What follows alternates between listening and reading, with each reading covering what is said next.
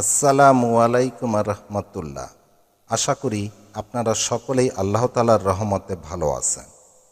আমি আজ আলোচনা করব যেসব তাসবিহ 100 বার পড়তে উৎসাহিত করেছেন নবীজি সাল্লাল্লাহু আলাইহি ওয়াসাল্লাম।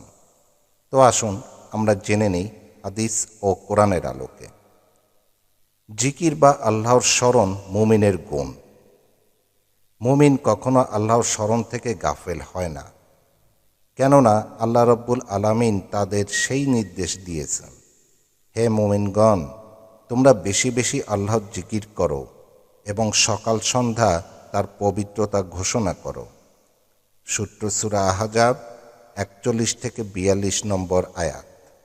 যারা আল্লাহর জিকির করে এবং যারা করে না তাদের দৃষ্টান্ত জীবিত ও মৃত ব্যক্তির মতো। সূত্র সহিহ বুখারী হাদিস নম্বর 6407। কিছু তাসবিহ ও কলেমা 100 বার করে পড়ার অফুরন্ত ফজিলত বর্ণিত হয়েছে হাদিসে।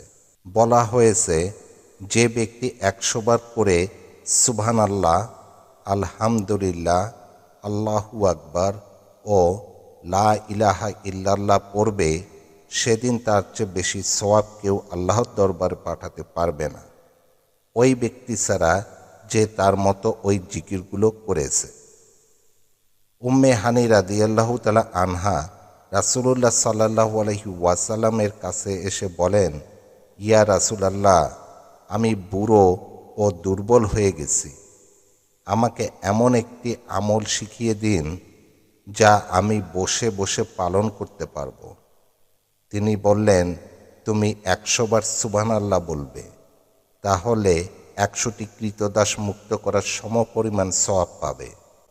100 বার আলহামদুলিল্লাহ পড়বে, তাহলে আল্লাহর রাস্তায় যুদ্ধের জন্য 100টি সাজানো ঘোড়ায় মুজাহিদ পাঠানোর সমপরিমাণ সওয়াব তুমি পাবে।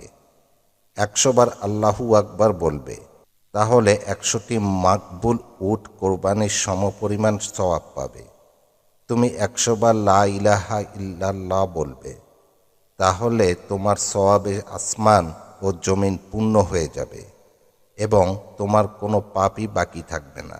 দ্বিতীয় বর্ণনায়, যে ব্যক্তি তোমার এই জিকিরগুলো সমপরিমাণ জিকির করবে, সে ছাড়া কেউই সেদিন তোমার চেয়ে বেশি বা উত্তম আমল আল্লাহর দরবারে পাঠাতে পারবে না।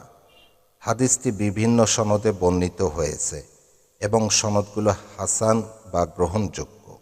সূত্র ইবনে মাজাহ 2/1252, মুসনাদে আহমেদ 6/344, নাসাই আস-সুনানুল কুবরা 6/211, তাবারানি আল মুজামুল কাবির 24/410, মুস্তাদরেকে হাকিম 1/695।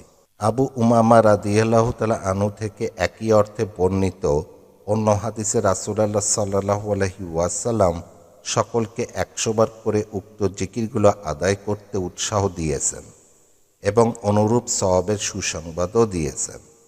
সূত্র তাবারানি আল মুজামুল কাবির 8/263, আত-তারগীব 2/410, মাজমাউজ জাওয়ায়েদ 10/92।